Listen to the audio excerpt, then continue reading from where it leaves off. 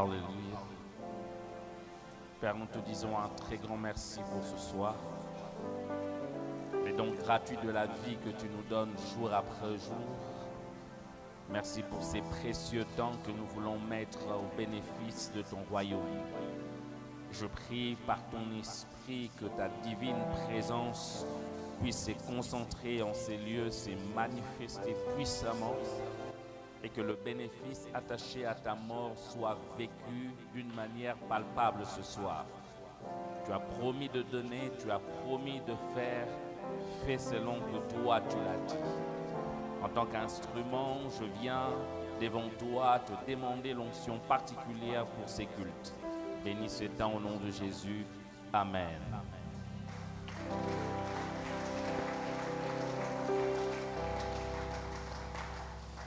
Gloire à Dieu. Bonsoir tout le monde. Espérons vous trouver en forme cet après-midi.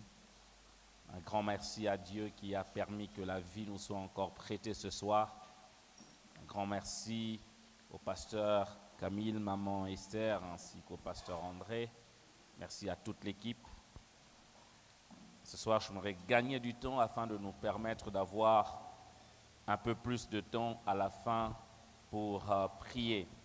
Hier, j'avais dit, nous allons prier particulièrement pour le premier-né. Nous allons prier pour eux. Pourquoi? Parce qu'ils ont dans une famille un rôle particulier à jouer et Dieu les a placés en premier, non pas d'une manière aléatoire, mais d'une manière assez stratégique et particulière.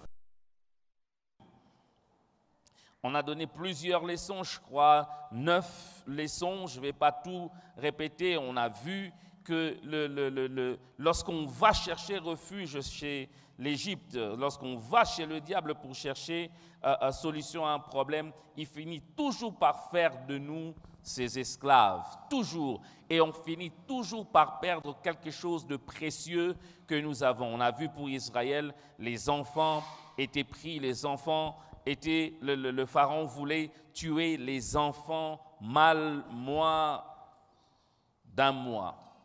On a vu aussi que malgré l'ordre de Dieu que Pharaon puisse laisser partir Israël, celui-ci s'est obstiné à ne pas le faire. Il a refusé carrément à le faire et on a vu que, il commençait un peu à jouer comme au cache-cache avec Moïse. Aujourd'hui, il vient et il dit, allez adorer votre Dieu dans le désert, mais n'allez pas trop loin, restez juste à côté. On a vu que c'était le type de chrétiens qui sont les chrétiens de surface, qui dans leur vie chrétienne, ils ne vont pas en fond, mais qui restent toujours en surface, ayant pensé dans les mondes. Et aussi, après d'autres plaies, d'autres fléaux que Dieu a lancés vers l'Égypte, alors Pharaon commençait quand même à abdiquer. Il dira à Moïse, allez, vous les hommes, adorez votre Dieu, mais laissez vos femmes ici et vos biens. On a vu que là, c'était le désir du diable que notre délivrance, notre salut ne soit pas complète avec notre famille, qu'il voulait simplement que soit l'un de nous puisse être sauvé, mais que le reste captif en Égypte, ce qui n'est pas bon parce que Dieu veut que le salut soit familial. Aussi après, on a vu que Pharaon dit à Moïse, allez, vous pouvez aller servir votre Dieu, mais laissez vos biens ici, comme pour dire, il veut une chrétienté spirituelle, mais pauvre, que nous puissions servir Dieu, mais que nous puissions rester pauvres. Et je l'ai dit, je ne crois peut-être pas à l'évangile de la prospérité qui prône la prospérité en tout, mais je ne crois pas non plus à l'évangile de la pauvreté qui veut que nous soyons, que nous demeurons pauvres. Ne confondez pas ce que Christ a dit lorsqu'il donnait les béatitudes, heureux le pauvre, mais il a dit en esprit, il n'a pas dit heureux le pauvre financier, non. Il a dit heureux le pauvre en esprit. Donc nous croyons à l'équilibre, nous croyons que Dieu peut bénir aussi parce qu'il a même dit « J'ordonnerai à la bénédiction de te suivre ». Une chose qu'on n'a pas dit hier, qui va nous introduire dans notre enseignement d'aujourd'hui, c'est le 10e plaie qui a pratiquement fait en sorte que Pharaon abdique. Dieu dit à Moïse, c'est fini. Prépare le peuple parce que vous allez sortir. Ce que je veux faire sera un peu compliqué. Je veux tuer tout le premier-né d'Égypte, partant du premier-né de Pharaon jusqu'au premier-né des animaux. Mais une chose que tu feras, tu demanderas à tout Israélite de prendre un agneau de plus ou moins une année, de l'égorger en dehors de la maison, mais de les consommer à l'intérieur de la maison. Quand vous allez consommer cela pas d'une manière rôtie, mais vous allez faire passer l'agneau au feu. Vous allez tout consommer, la tête, pâte et consorts. Et à côté, vous allez aussi ajouter les herbes amères. Vous prendrez le sang et vous allez placer sur les linteaux et la porte de votre maison. De telle sorte que lorsque je passerai pour frapper, quand je verrai le sang, je passerai au-dessus. Le message devait être passé partout. Tuer un agneau d'1 an, non pas manger à l'extérieur, mais manger à l'intérieur. Prendre le sang et placer sur les linteaux et la porte de la maison. Quand je passerai, je verrai le sang, je comprendrai que dans cette maison, il y a eu déjà un mort. Je comprendrai qu'il y a déjà un mort et qu'il n'y aurait pas un autre mort. Parce que ces morts substituaient le premier-né de cette famille. Ce qu'Israël a fait en Égypte était juste la préfiguration de ce que Christ a fait plus tard. Je passerai, je tuerai. Il en a le pouvoir, c'est Dieu. Mais là où il y a le sang, j'aurais vu qu'on avait tué un agneau, qu'on a mangé à l'intérieur, et je passerai outre. La 10e leçon d'hier était celle-ci. La délivrance commence lorsqu'on croit en la parole de Dieu et qu'on la met en pratique. La véritable délivrance commence d'abord par là.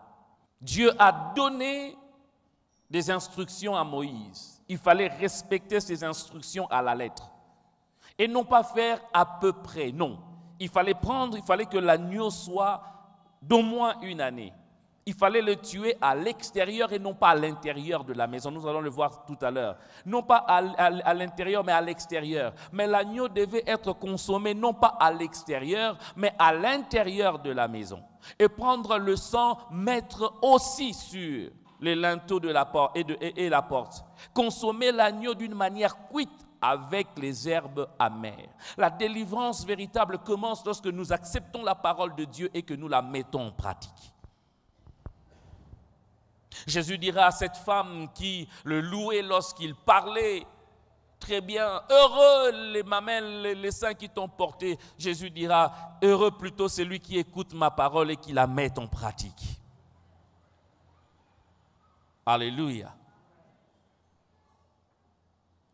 Il dit que l'agneau soit consommé à l'extérieur, mais qu'il soit mangé à l'intérieur. Quand je passerai, je comprendrai qu'il y a un mort dedans. Bien-aimé dans le Seigneur, le véritable christianisme, ce n'est pas l'apparence extérieure, mais c'est quand Jésus est à l'intérieur. Il dit quand je passe et que je trouve en toi l'agneau immolé, le nôtre c'est Jésus, en toi, je ne ferai rien, je passerai au-dessus parce que j'aurai compris qu'il est déjà mort à ta place. Vous mangerez l'agneau avec les herbes amères. Bien-aimés dans le Seigneur, le christianisme, ce n'est pas seulement les côtés bons, bénédiction, promesse de Dieu, mais c'est aussi le côté dur de Dieu. Nous devons consommer le christianisme en totalité, non pas en partialité. Non pas seulement aimer les bénédictions de Dieu, les promesses de Dieu, mais ne pas aimer l'ordre de Dieu. En totalité et non pas en partialité. Quand les gens te voient à l'extérieur, ils voient en toi un chrétien parce que tu viens à l'église. Mais est-ce que quand Dieu regarde dans ton cœur, il trouve en toi Jésus ou pas? Le plus important, ce n'est pas l'aspect extérieur que nous donnons. Le plus important, c'est l'intérieur. Ce n'est pas le témoignage des autres. Les autres peuvent te voir, t'acclamer. Fantastique chrétien, il vient à l'heure, il est assidu, mais dans ton cœur, Christ n'est pas là. J'aimerais me poser la question ce soir. Est-ce que Christ vit dans ton cœur? C'est une chose que de tuer l'agneau à l'extérieur, c'en est une autre que de le manger à l'intérieur. Ce que Dieu veut de nous, ce n'est pas seulement que nous tuons l'agneau à l'extérieur, mais que nous le consommons à l'intérieur, pas à l'extérieur. Je prie que tu ne sois pas le chrétien d'apparence où tout le monde sait qu'il est chrétien sauf Dieu. Alléluia. Tout le monde sait qu'il est chrétien sauf Dieu. Tout le monde le voit à l'extérieur avec sa grosse Bible, avec sa Bible, mais à l'intérieur, il n'y a pas la parole de Dieu. C'est une chose que d'avoir une Bible, tout le monde te voit, mais c'en est une autre que la parole de Dieu soit en toi. Est-ce que la parole de Dieu est en toi? La véritable chrétienté, c'est d'abord dans ton cœur et non pas à l'extérieur. Je prie ce soir que tu ne sois pas chrétien d'apparence. Ne vis pas selon ce que les gens disent de toi. Vis plutôt selon ce que Christ dit de toi.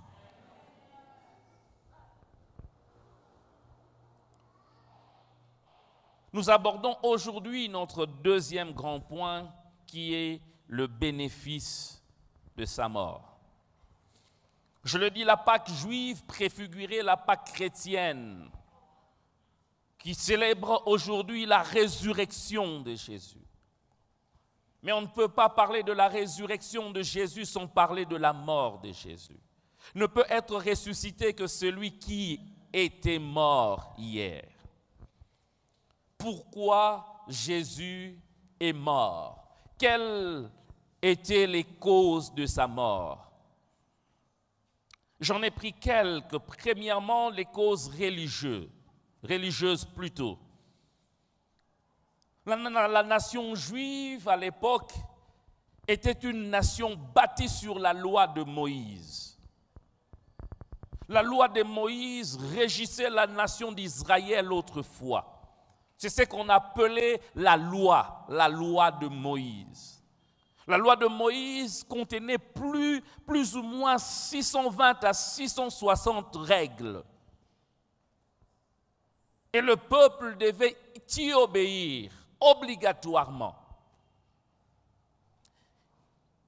Quand Jésus-Christ est venu, il a commencé à prêcher. Dans la loi de Moïse, il était interdit de faire quoi que ce soit le jour du sabbat. C'était le jour du repos. Et même aujourd'hui en Israël, si vous y allez, c'est observé. On observe le sabbat. On ne met même pas de l'eau au feu. Rien du tout le sabbat. On ne fait rien. Dans la nourriture que tu dois manger le jour du sabbat, tu la prépares la veille. Mais quand Jésus-Christ arrive, lui, il travaille même le jour du sabbat. On le voit. Vous aurez le temps de le lire dans Luc 13, 10 à 17. Il arrive dans la synagogue, il y avait une femme qui avait les dos courbés. Dos courbés, non pas parce qu'elle était malade normale, mais parce que Satan l'avait rendue captive. Alléluia. Il y a des maladies d'ordre naturel, mais il y a des maladies d'ordre démoniaque et ce soir, ça va partir. C'était un jour de sabbat. Jésus-Christ impose sa main sur lui. C'est la seule fois dans la Bible, vous verrez, pour une maladie, comme pour le cas comme celle-ci, où Jésus-Christ impose sa main. Je n'aurai pas le temps de vous expliquer la notion de la délivrance, de l'imposition de main, mais c'était particulière. Quand il s'agissait du diable, Jésus n'imposait jamais le mal. Jésus parler, ordonner. Mais dans ces cas, il a imposé le main. Pourquoi? Parce que cette femme-là était simplement liée. Satan l'avait retenue captive quelque part. Et Jésus lui a imposé le main et la femme était guérie. Et les chefs juifs qui étaient là ont trouvé cela mal. Comment toi qui es un maître de la loi, tu n'obéis pas au sabbat? Jésus le reprend, il leur dit, si un de vos bœufs, si votre âne est perdu ou a besoin de manger, vous allez travailler pour lui. Mais à plus forte raison, celle-ci qui est une fille d'Abraham. Le sabbat, l'homme n'a pas été fait pour le sabbat, mais c'est le sabbat qui a été fait pour l'homme. Il ne comprenait pas que c'est le jour du sabbat, c'est le jour où l'homme doit être en repos, même spirituel. Je prie ce soir que Dieu te fasse entrer dans ton sabbat au nom de Jésus. Et on l'accusait pour cela. Pourquoi? Parce qu'il disait que Jésus-Christ ne respectait pas le sabbat. Deuxième cause, religieux, ils accusaient Jésus parce que Jésus disait que Dieu était son propre Père. Matthieu 26, 59 à 65, vous pouvez lire. Jésus parlait du Père et disait, c'est mon Père à moi. Mon Père agit, moi aussi j'agis. Et les autorités juives trouvaient cela aberrant à ce qu'un homme puisse appeler Dieu son Père. Ils trouvaient cela inconcevable. Troisième cause religieuse, ce que Jésus se faisait égal à Dieu. Jean 10, 29 à 33, je veux lire. Mon Père qui me les a donnés est plus grand que tous, et personne ne peut les arracher à la main de mon Père. Le Père et moi, nous sommes un. Alors les Juifs prirent de nouveau des pierres pour les lapider. Jésus leur dit, je vous ai fait voir beaucoup de belles œuvres qui viennent de mon Père, à cause de laquelle me lapidez-vous? Jésus savait parler, hein? À cause de laquelle me lapidez-vous? Les Juifs lui répondirent, ce n'est pas pour une belle œuvre que nous te lapidons, mais pour un blasphème, parce que toi, tu es un être humain, tu t'es fait Dieu. Alléluia. Trois raisons religieuses pour lesquelles les Juifs voulaient tuer Jésus. Premièrement, parce qu'ils disaient qu'il ne respectait pas le sabbat. Deuxièmement, parce qu'ils appelaient Dieu son propre Père. Et troisièmement, parce qu'il se faisait égal à Dieu. Deuxième cause, c'est une cause politique. Pourquoi? Parce que Jésus-Christ proclamait sa messianité. N'oubliez pas, Israël à l'époque était en train d'attendre le Messie promis par Dieu. Le Messie qui allait venir serait le roi guerrier qui allait délivrer Israël de la domination romaine. Reconnaître en Christ Jésus le Messie serait de reconnaître sa royauté, reconnaître qu'il était roi. Et les autorités juives voyaient en cela une menace. Si Christ Jésus était reconnu comme roi, c'est qu'eux, ils n'avaient plus de place. Ils voyaient en cela une menace de telle sorte que la population se rallierait derrière Jésus. Ils chasseraient l'occupant romain et Rome, le centre, l'empire de Rome en Italie, allait envoyer des renforts et ils allaient venir détruire Jérusalem et eux, ils allaient perdre leur place. Alors pour cela, ils se sont dit, non, vaut mieux qu'un seul homme meure que toute la nation. Vous pouvez trouver cela dans Luc 19, 28 à 38, mais aussi dans Jean 11, 45 à 48.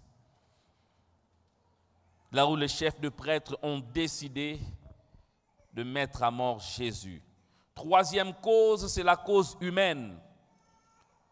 Les autorités juives à l'époque, membres du Sanhédrin, qui étaient fondés sur la loi de Moïse, ont été jaloux de Jésus. Jaloux. Jaloux pourquoi? Parce que la population commençait à venir à Jésus.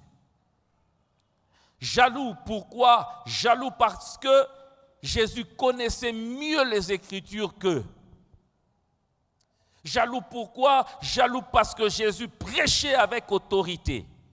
Les gens aimaient écouter Jésus. Quand il parlait, il pouvait commencer le matin jusqu'au soir. Les gens n'étaient pas fatigués à cause, non pas seulement de son style, mais de la profondeur des Écritures. Il expliquait ce que les autres n'arrivaient pas à expliquer. Et ils étaient jaloux. Ils étaient jaloux de Jésus parce que Jésus faisait ce qu'il prêchait. Jaloux parce que Jésus prêchait ce qu'il faisait. Et il disait des choses qu'il ne faisait pas. Il parlait de l'amour, mais il n'aimait pas.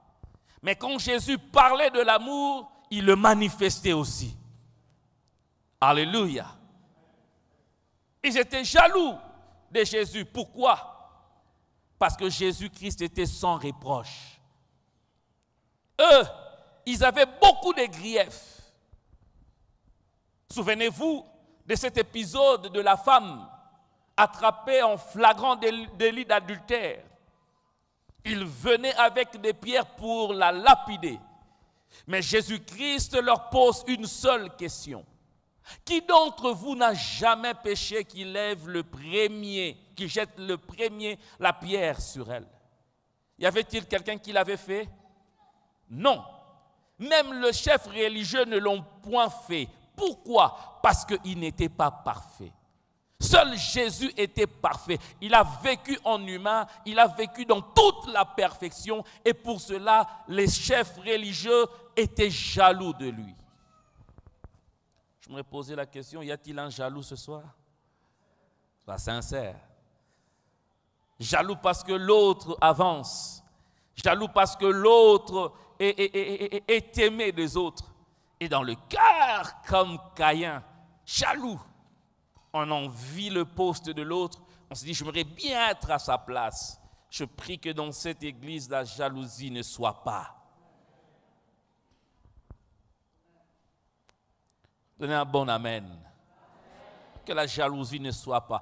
Vous savez, l'un des secrets qui fait que Dieu puisse intervenir pour quelqu'un, c'est lorsqu'il voit ton cœur ouvert et bon lorsque l'autre progresse. Quand tu aimes et que tu es content de l'élévation de l'autre, Dieu t'élèvera aussi. Je prie ce soir que Dieu élève tous ceux-là qui aiment l'élévation des autres. Alléluia. Quand l'autre se marie, bêta mon lolo parce que ton jour aussi va arriver. La quatrième de cause, c'est la cause spirituelle. Et c'est dans la cause spirituelle que nous dénichons, nous puisons les bénéfices attachés à la mort de Jésus. C'est ce qui constituera notre deuxième grand point.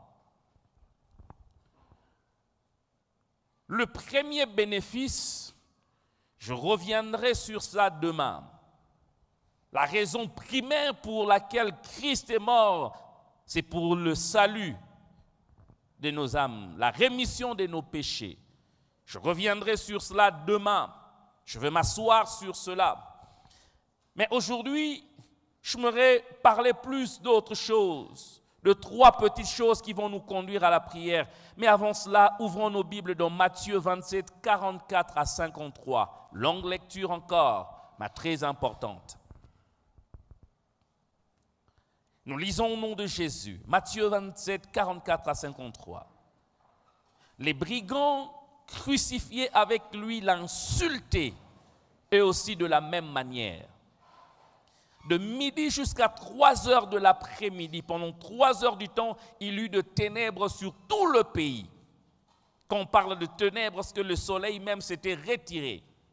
Verset 46, vers 3 heures de l'après-midi, cela veut dire vers 15 heures, Jésus s'écria d'une voix forte. Il avait encore un peu de force, il a puisé en lui. Eli, Eli, lama sabachthani. On ne sait pas pourquoi est-ce que les traducteurs n'ont pas traduit cela. Peut-être qu'ils n'ont pas compris ce que Jésus disait, mais il est dit dans leur langue araméenne, Eli, Eli, lama sabachthani.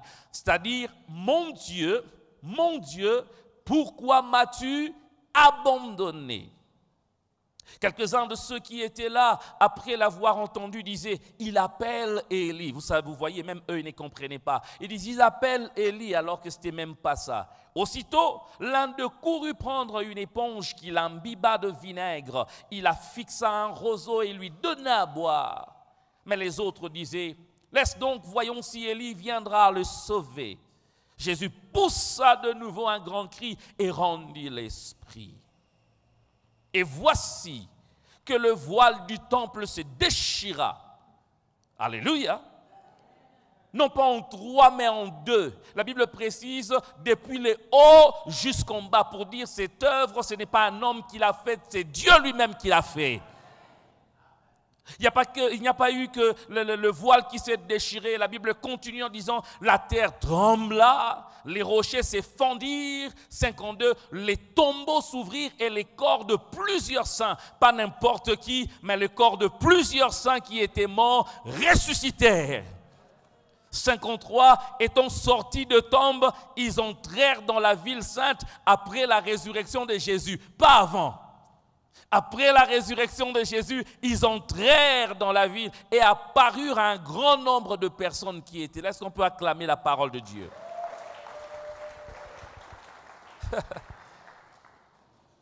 Alléluia.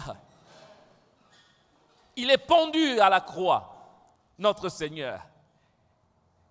À la Pâque juive, on a vu que l'agneau devait être tué où c'est? À l'extérieur de la maison, n'est-ce pas? Et vous voyez ici, Jésus n'est pas tué à l'intérieur de Jérusalem. À l'extérieur, c'est là où devait être tué l'agneau. À l'extérieur. Quand il rendit l'âme, quelque chose de particulier s'est passé. La Bible dit à Jérusalem, là-bas, dans le temple, le voile s'est déchiré. Non pas de bas vers le haut, mais de haut vers le bas. Si c'était de bas vers le haut, on pouvait dire que ça, c'est l'œuvre d'un homme. Mais c'était de haut vers le bas. Et quand on parle de déchirer, cela veut dire qu'on n'a pas utilisé une lame tranchante. On a pris par la main, par la force, on a déchiré. Je prie ce soir, les choses que Dieu va faire dans ta vie, on ne dira pas que ça, c'est la main d'un homme, mais on dira que ça, c'est la main de Dieu. Alléluia. Il y a une différence entre ce que l'homme peut faire dans ta vie et une différence entre ce que Dieu va faire. Ce soir, il me l'a dit depuis hier, je ferai dans sa vie ce qu'un homme ne peut jamais faire. Je n'étais même pas en train de préparer ce moment. Je suis en train de faire autre chose. Dieu m'a montré clairement un bébé en train de naître. Je posais la question, Seigneur, qu'est-ce qu'il y a? Il m'a dit clairement, il y a une femme qui est là, qui attend depuis des années un enfant. Un miracle s'opérera dans ta vie. Non pas qu'on va prendre les semences de ton mari, qu'on va placer en toi, mais ça sera d'une manière naturelle. Je connais le Dieu que je sais, et quand il m'a montré cela, j'ai vu que 9 mois après, vous m'appellerez pour témoigner que c'était toi. Le voile déchiré. Ces voiles étaient placés entre le lieu très saint et le lieu saint. Les temples étaient divisés en 3 parties. Il y avait la partie qu'on appelait la cour, ou le parvis. Au parvis, tout le monde pouvait se retrouver, croyant ou pas. Ça, c'était la première partie. La deuxième partie, c'était le lieu qu'on appelait le lieu saint. Ces lieux-là, ce n'était pas tout le monde qui entrait, rien que les prêtres et les lévites. Et il y avait la troisième partie qu'on appelait le lieu très saint, là où on plaçait l'arche de l'alliance. Et ce lieu était séparé de la partie sainte avec le voile. Ces voiles-là, ce n'était pas le voile que vous portez, non. C'était fait de matière très dure, très solide, qu'un homme de ses mains ne pouvait pas déchirer. Il y avait une séparation. Cette séparation marquait la séparation de Dieu avec l'homme à cause du péché. Le Dieu saint ne supportait pas de voir les péchés. Et dans ces lieux très saints, les souverains sacrificateurs n'entraient qu'une seule fois l'an. Alléluia, une seule fois l'an, pour l'expiation du péché de la nation. Et quand il devait entrer, il devait vraiment se préparer en conséquence, parce que si Dieu trouvait ne fût-ce qu'un brin de péché, il mourrait sur place. Mais Christ, à sa mort, il a déchiré ses voiles. Plus de séparation avec le Père. Plus de séparation avec le Père. Non, plus de séparation. Vous pouvez librement aller auprès du Père sans passer par nous. Nous, les pasteurs, nous ne sommes pas le Dieu. Dieu a librement, Jésus a ouvert la voie. Vous pouvez librement aller auprès du Père. Directement. Alléluia. Nous avons accès libre auprès du Père. Libre. J'aime l'homme des Hébreux qui parle dans Hébreux 10, 18 à 20, la Bible dit: or là où il y a pardon de péché, il n'y a plus à présenter d'offrande pour le péché. Ainsi, frères et sœurs, nous avons par le sang de Jésus l'assurance d'un libre accès au sanctuaire. Cette route nouvelle et vivante, il a inaugurée pour nous au travers du voile, c'est-à-dire son propre corps. Il n'y a pas d'accès au Père sans passer par Jésus. Quand la Bible parle au moyen de son sang, il veut simplement dire par sa mort. C'est en Jésus que nous entrons auprès du Père, nous pouvons vivre la gloire du Père. Souvenez-vous, quand Moïse voulait voir la gloire de Dieu, Dieu lui a dit ceci dans Exode chapitre 33. Il y a un lieu près du rocher, il y a une fente là, tu te placeras à l'intérieur. Quand je passerai, c'est alors que tu pourras voir ma gloire. Et toujours l'homme des Hébreux dit, le rocher qui les accompagnait dans les déserts, c'était Christ. Jésus est la voie par excellence par laquelle nous passons pour arriver jusqu'au lieu très saint. Je prie ce soir que ta vie chrétienne ne soit plus la vie de parvis, que ta vie chrétienne ne se limite pas au lieu saint, mais que tu sois un chrétien du lieu très saint. Donnez-moi un amen parce que je veux te bénir. Je prie à partir de ce soir que le dialogue avec le Père soit fluide. Alléluia. Hier, tu étais le chrétien du parvis. Tu mangeais la bénédiction du parvis. Les miettes du parvis. Mais Jésus-Christ t'a regardé et dit non, non, non, non, non, non, non, non. Tu ne peux plus continuer à manger les bénédictions du parvis. À cause de ma mort, tu vas aller jusqu'au lieu très saint, manger à la table du Père. Je le déclare ce soir, quelqu'un a rendez-vous avec la bénédiction du Père. Dans ma vie, j'ai cessé de prendre la bénédiction du parvis. J'ai cessé de prendre la bénédiction du lieu saint. Je vis avec la bénédiction du lieu très saint. Et je le déclare pour quelqu'un qui a la foi ce soir. Tu mangeras la bénédiction du lieu très saint. Aide-moi à dire à ton frère, à ton voisin, ne reste pas au parvis. Un bénéfice. Autrefois, il fallait tuer un agneau pour entrer.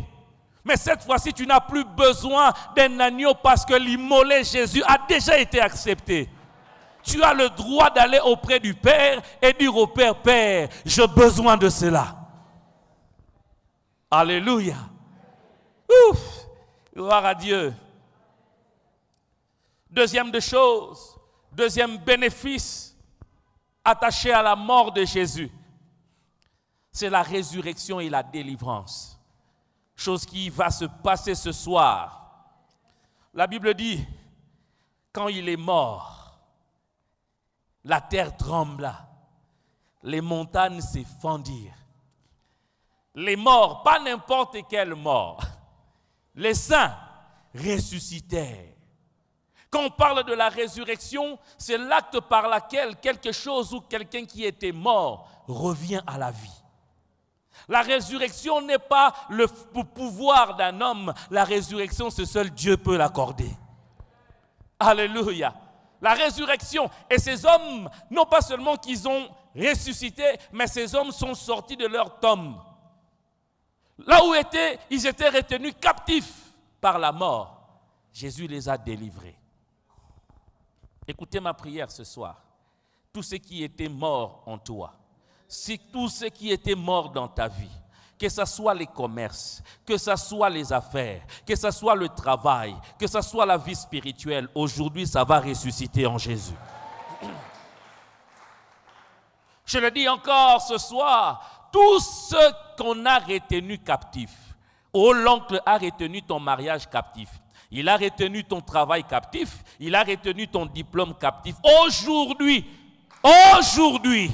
comme Israël, tu vas sortir de la captivité au nom de Jésus.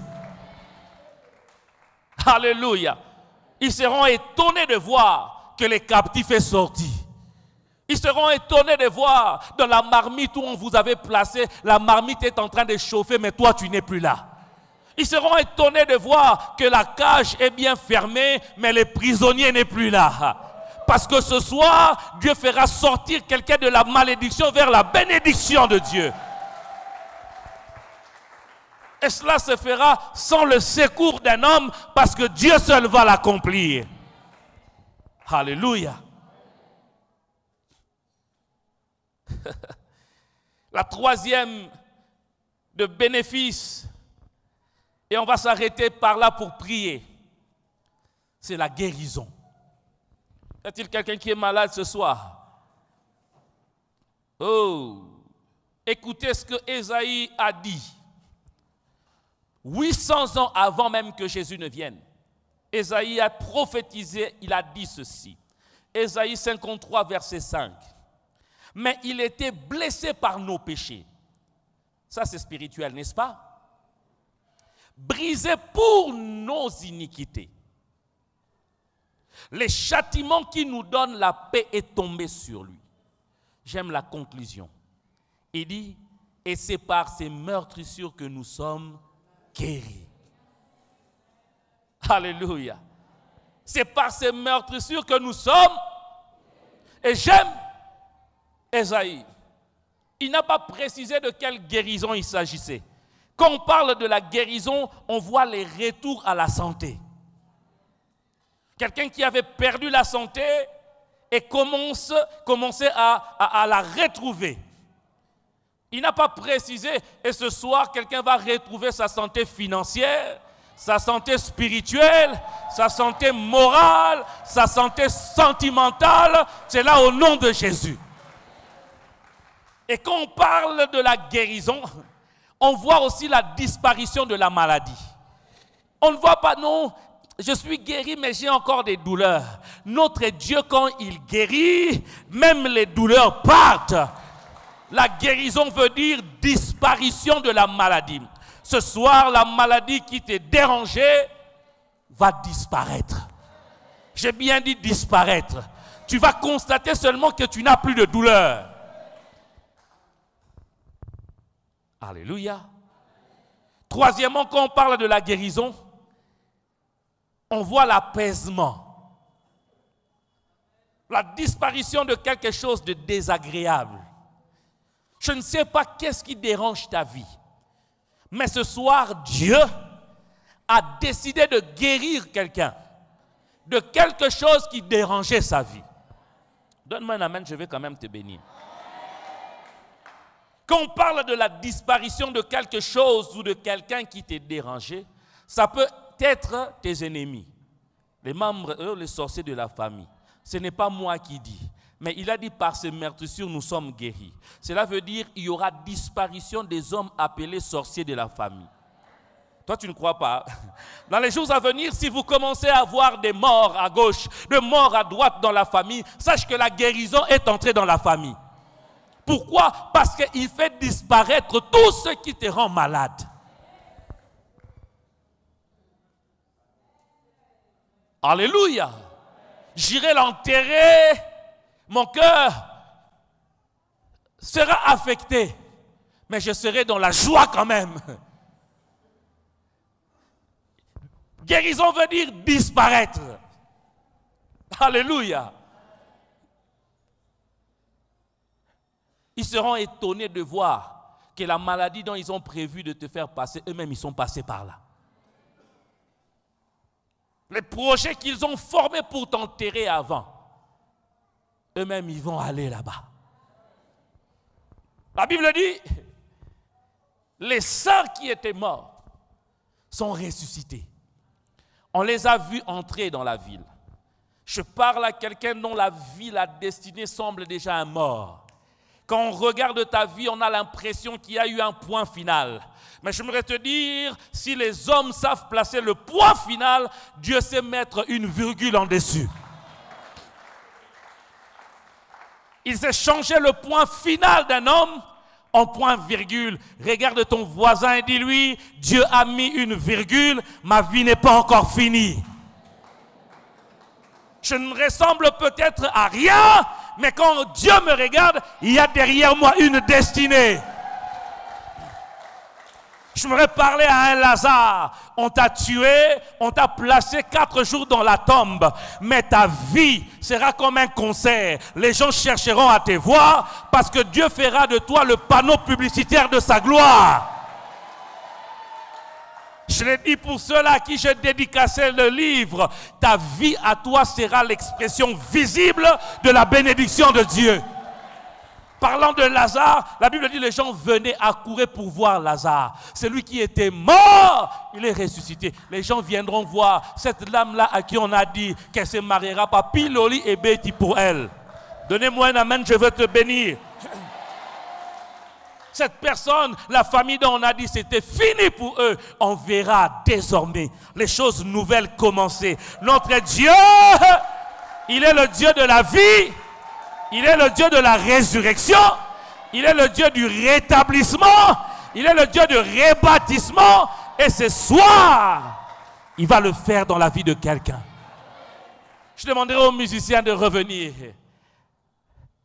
Nous allons nous mettre debout, nous allons prier. Je voulais que nous puissions prendre plus de temps. Parce que ce soir, quelqu'un entrera dans le lieu très saint. Et son ministère va changer. Pendant que je priais, Dieu me disait, il y a des gens qui seront baptisés en esprit. Il y a parmi nous de ceux-là qui ont non pas seulement des dons prophétiques, mais qui sont des prophètes et des évangélistes. Pendant que nous serons en train de prier, la gloire de Dieu les saisira et les introduira dans leur destinée. Ce soir, c'est bizarre. Dieu est là.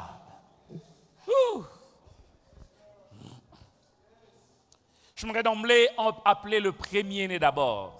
Vous êtes premier-né d'une famille, passez devant pendant un temps. Sabre le gedi sakataya.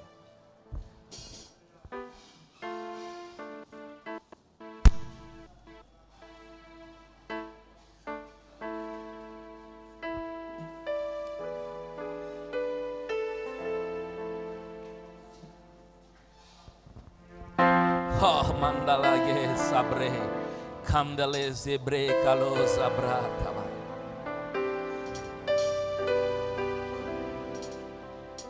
Hallelujah. Sakatabaya basi. Salegade bre sekatabaye.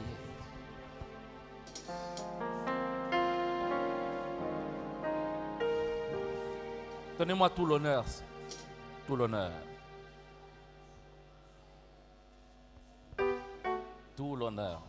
Tout l'honneur, la gloire, Saint-Père, nous t'adorons. Aidez-le, peut-être que moi je n'ai pas de notes. Dites-lui que c'est tout l'honneur. Tout l'honneur. Alléluia. Parce que ce que Dieu va faire ce soir, l'honneur et la gloire ne reviendront pas.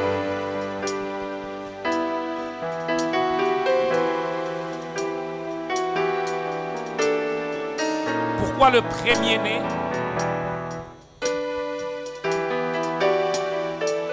Le premier-né était en Israël, c'est lui qui devait succéder au Père.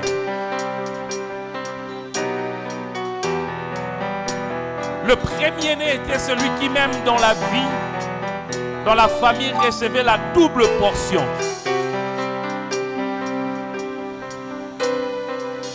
Le premier-né était la cible principale de Satan. Quand vous lisez la Bible, vous verrez que le diable voulait toujours détruire la vie de premier-né. Il a réussi à le faire avec Adam. Il a réussi à le faire avec Caïn. Il a réussi à le faire avec Salomon, premier-né de David. J'aimerais dire à un premier-né, tu es la cible de Satan. Mais autant que tu es la cible de Satan, tu es le projet de Dieu aussi. Et ce soir, j'aimerais que nous puissions prier dans ce sens. Père, que j'atteigne les objectifs pour lesquels tu m'as mis sur la terre. Je suis la locomotive. Les autres peut-être dépendent de moi. Je ne raterai pas ma destinée. Commençons à prier. Commençons à prier. Commençons à prier. Sabre balegade sakatabaya. La benda de belegade sabre balegade sa. Nana majara balagida bossa tabre. E malegade brabalegade sabaya. Hallelujah, hallelujah, hallelujah.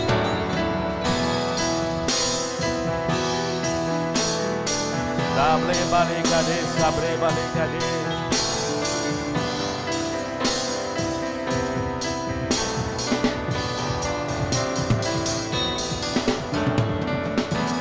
Et malaba salamaya. Tu ne rateras pas ta destinée. Le diable ne te volera pas ta destinée. Il ne détruira pas ta destinée. Maman, si tu es là, prie pour tes enfants. Peut-être qu'ils ne sont pas là, mais prie pour les premiers-nés. Prie pour la locomotive de ta famille. Dada bala bachata bre mandelegade sabre balegadosa. Alléluia.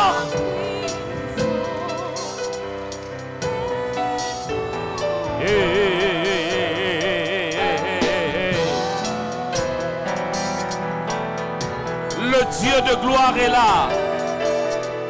Le Dieu de gloire est là.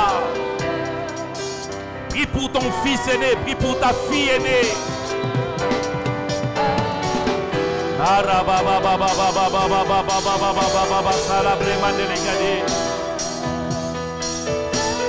Prie, prie, prie, prie, prie, prie, prie, prie, prie, prie.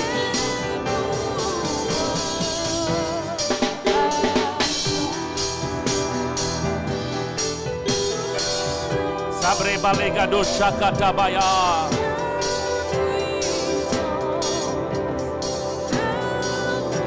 Pardon, prie, pardon, prie, pardon, prie, pardon, prie.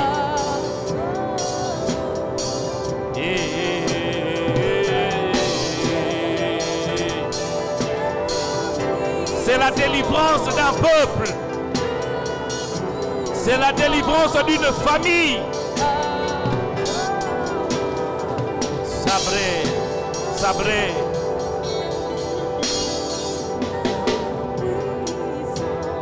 Je voudrais vous demander de faire une chose. placez vos mains sur la tête. Pendant qu'on était en train de prier, je l'ai entendu clair. Il dit, Blonsky, il y a une famille dont la malédiction a été prononcée.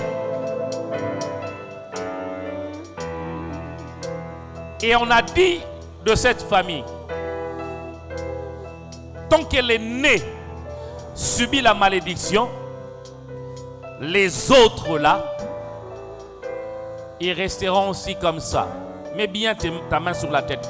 Il y a un feu que l'Esprit de Dieu a allumé.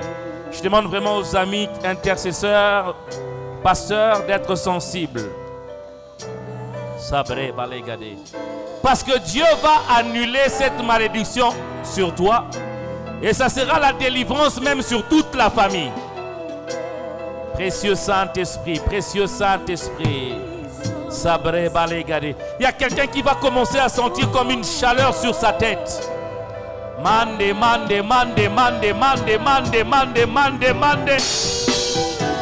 Hey, brebalégade, sabré katoya.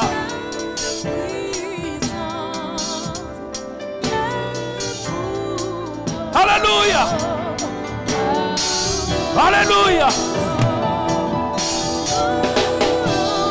Eh, bramandelegado sabré kataya. Eh.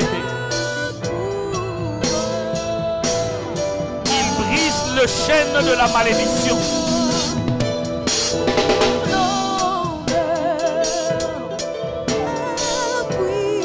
Laissez un peu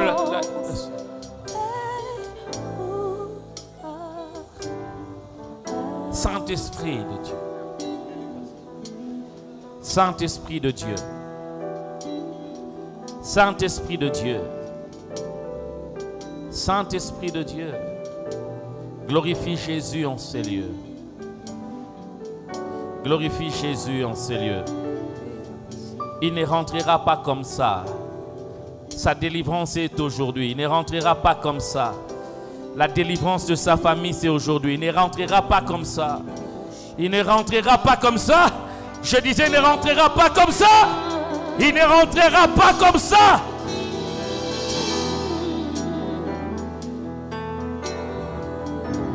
Sabré balégade. La malédiction prononcée sur toi tombe. Je disais, la malédiction prononcée sur toi tombe. Les paroles de malédiction qui ont été prononcées sur toi tombent.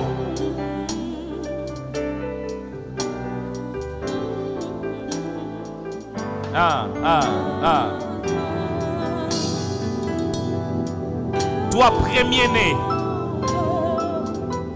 qui est en train de subir ce que papa a eu à contracter comme alliance. Toi qui as été sacrifié, dont la destinée a été sacrifiée. Ce soir, Dieu proclame ta liberté. Je parle à une vie. Papa a eu à toucher au fétiche. Il était dans l'occultisme. Et ta vie a été sacrifiée. Tout ce que tu fais, ça ne réussit pas. Même pour passer les études, les classes, c'est compliqué. Mais ce soir, le Dieu de la Pâque est là. Le Dieu de la Pâque est là. Sabré balégades.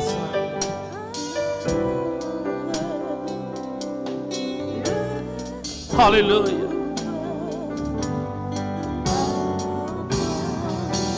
Je proclame la liberté.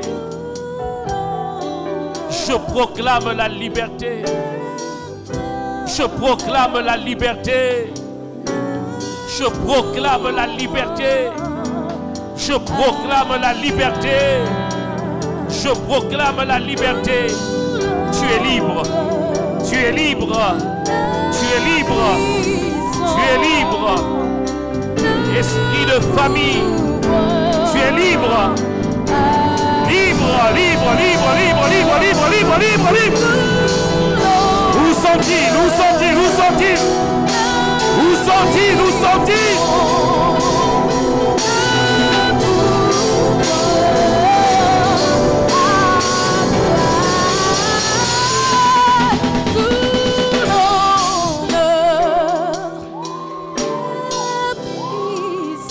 Il y a un premier-né qui est là. Il y a un premier-né qui est là. 2021, c'était pour toi l'année de la mort. Toi, esprit de mort. Toi, esprit de mort. Toi, esprit de mort. Toi, esprit des morts.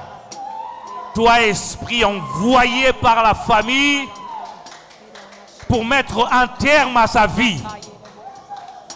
Je te commande de partir. Pars. Libère. Libère. Libère. Libère. Libère. Libère. Libère. Libère. Libère.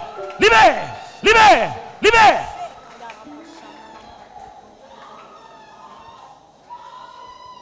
Libère. Libère. Libère. Libère.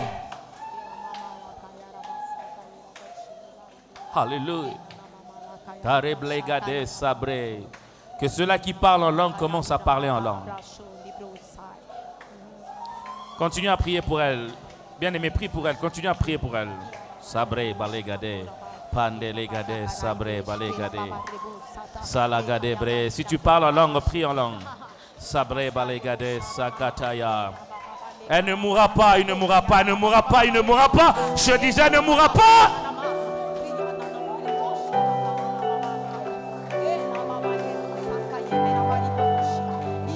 Spirits, glorify Jesus. Sabre mandelegade sakataya. Holy Spirits. Holy Spirits. Legade bremande, lâche-la, lâche-la, lâche-la, lâche-la. Molimonandioka, bima, bima, bima, bima, bima, bima. Elle ne mourra pas. Je disais, elle ne mourra pas. Sors. Mets ta main sur sa gorge. Sors. Sors. Sors. Sors. Sors. Toca. Toca. Bima. Bima. Bima. Bima. Bima.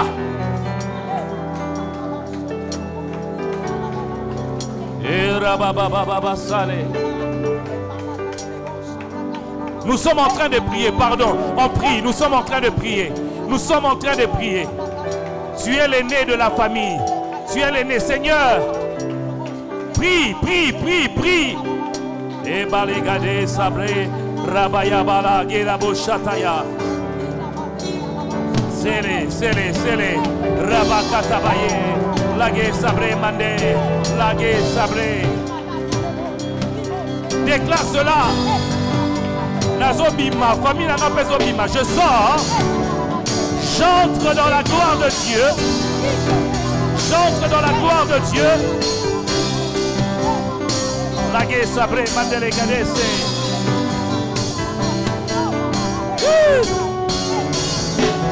Mama, mama, mama, mama, mama, mama.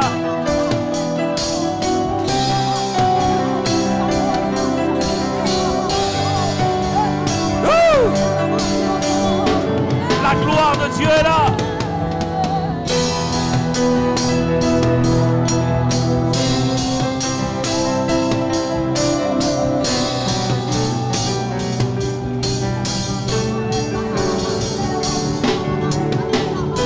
Hey!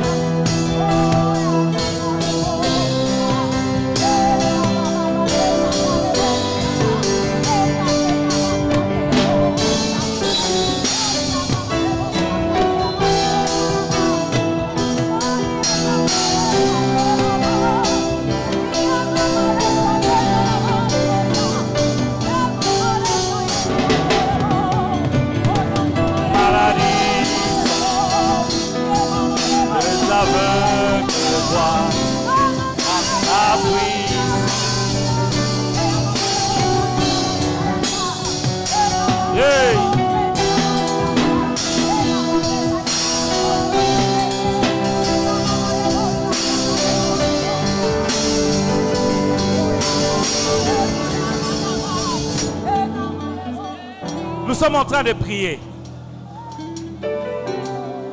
Dieu m'a dit depuis hier, au milieu de nous, il y a des serviteurs et des servantes de Dieu. Et aujourd'hui particulièrement, ils libèrent l'onction de leur ministère.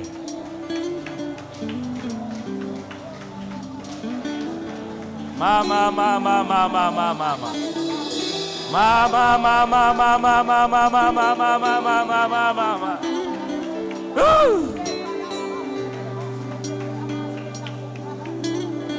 Il y a parmi nous des prophètes authentiques.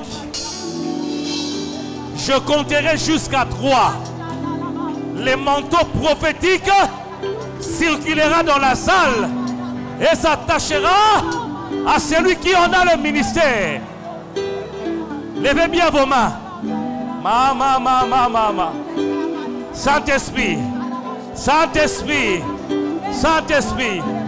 Et je compte 1, et je compte 2, et je compte 3. Recevez cela. Ils sont là. Ils sont là. Ils ont le ministère et ils ont les dons. Parmi eux, il y a 2 femmes. Il y a 2 femmes. Il y a 2 femmes qui vont commencer à prophétiser d'une manière terrible. Alors que j'ai pris, l'Esprit de Dieu s'est saisi d'elles. L'Esprit de Dieu va les emmener ici devant.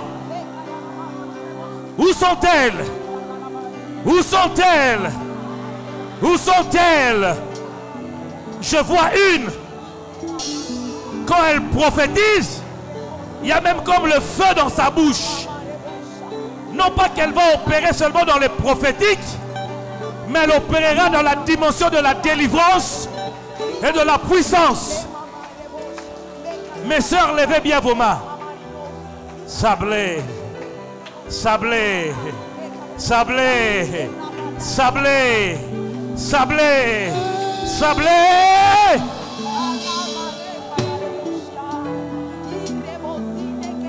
Mama, mama, mama.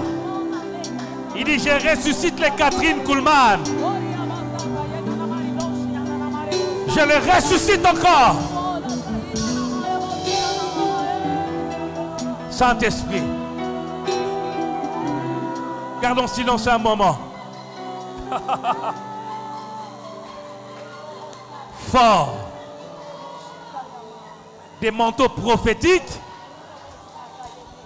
Des gens qui prophétiseront grave.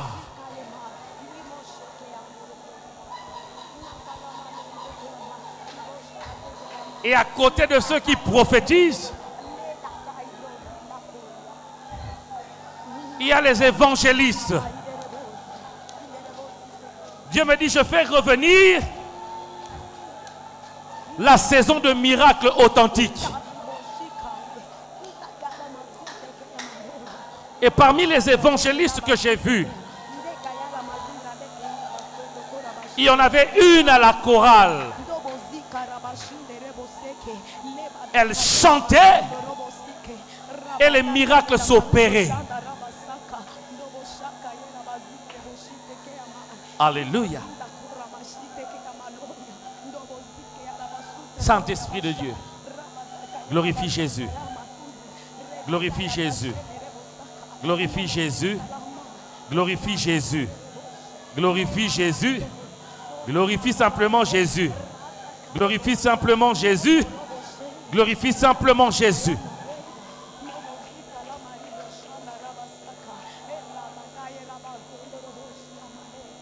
Ah. Ah. Mettez-la debout, ramenez-la ici. Celle. Je ne sais pas, tu es là, tu es malade. Mets ta main là où tu es malade, là où tu as mal. Il y a la puissance de la guérison qui va passer.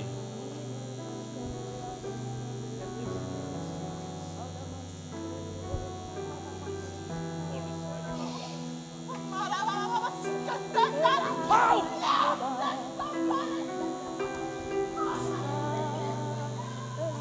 Tu es malade, mets simplement ta main là où tu es malade. Eh, balé, gardez. Et j'inviterai cette femme qui a un problème de conception, viens ici devant. Comme je l'ai dit, je l'ai vu clair. Je voyais un bébé naître.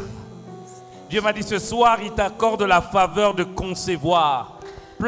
Passe ici devant, je vais prier pour toi.